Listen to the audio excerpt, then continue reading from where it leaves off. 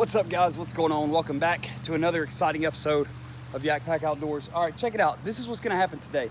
I just got done fishing here. I actually stood here for probably like 2.5 hours and got bit by nothing. There's not even, fish don't even live here. This ain't even water right here. I don't even know what this is. So this is what we're gonna do. We are gonna head back to the house and I'm gonna show you guys what is in my pond hopping bag, or my just in general, just go fishing bag. You know, this one right here actually.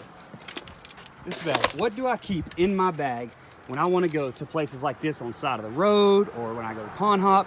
Whatever I do, I'll show you guys what I keep in there, and I'm going to explain why I keep what I keep in there.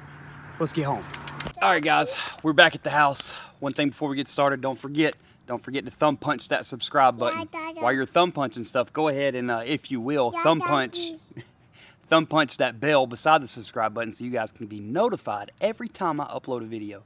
With that being said, let's get started. What do you say?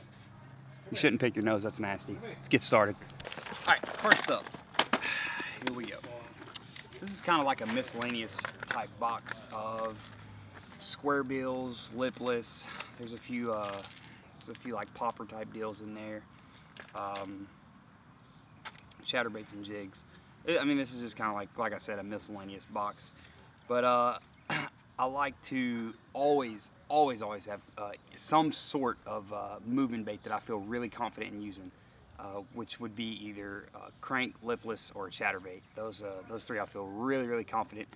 I feel like always having some lipless or some square bills or something like that. You know, something moving, something I can fish multiple different presentations. You know, you can yo-yo a lip or a lipless. You can just reel it. You can reel pause it. Little girl, which one of these is your favorite? That one. Yeah. She just picked a black and blue chatterbait, so that's a good pick. Fist bump. Fist bump? Yeah. But yeah, like I said, having these definitely clutch. Always got to keep a couple of them on you. All right, a couple more essentials. Some kind of swim bait. Now these, I have two Strike King Rage Swimmer packages, and I got one Kitech. The Strike King's a little bit cheaper, so it's the exact same thing. I mean, literally the exact same thing. And I think they're $1 or $2 less at Academy and Bass Pro and whatnot. But the Rage Swimmer's in the 3 3/4 inch, and then the 4 3/4 inch. So the 3.75 and the 4.75, both really solid. And I tend not to go crazy with the colors.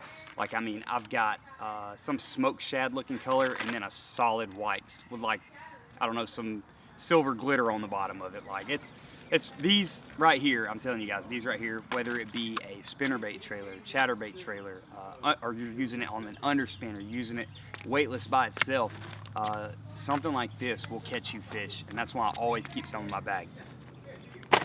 All right, guys, so next up, if you're gonna have you know, a pond hopping bag or a tackle bag, if you will, you know, something like I carry around, a key essential is fishing line. So I've got two things, a fluorocarbon 12-pound, 10-pound, and I've got a 30-pound braid spool. I think it's 150 yards. So I always keep fishing line on me, because you never know when you're gonna break off. You never know when you're gonna get that nasty backlash that you just can't get out. So 3 cheap things of fishing line, definitely key. All right, next up we got terminal tackle. Now I know this looks just absolutely insane, but I do keep a lot of hooks on me. I keep anything from a size 1 all the way up to size like 7s for them big, you know, magnum worms. I keep wacky rig hooks, Nico rig type stuff. I keep all that stuff. Then I keep tungsten weights. And you don't have to have tungsten. Tungsten's a little more expensive. So if, you know, that doesn't fit your budget, then there's nothing wrong with fishing lead or brass even. But if you can get you some tungsten and you've never used it, I highly recommend it. There's a link down below for Woo Tungsten if you guys want to check them out. But terminal tackle, so hooks of all kinds, all sizes, and some weights. All right, so for the last few things, here we have just stuff, utensils, things that are of tremendous benefit. So first up being Braids Scissors, $2.99 at Walmart, maybe $3 or $4 at Bass Pro. Some scissors, some really small scissors that you can cut through braid with really easy. I mean, they're literally called braid scissors. Definitely a must-have. Pliers. Everybody has gut hooked a fish before. Everybody has, you know, caught a fish on a crankbait that you just can't get those hooks out with your hand. Gotta have pliers. Next up, one thing that I've recently added is some lip grippers. So this actually, for when you put a fish on a scale, this is the next item, a scale, because you never know when you're gonna catch your PB. You literally never know, so you always gotta have a scale. With these lip grippers, it's a lot easier on the fish. It doesn't stress the fish out, you know, as much as, you know, hooking this straight through their gill plate.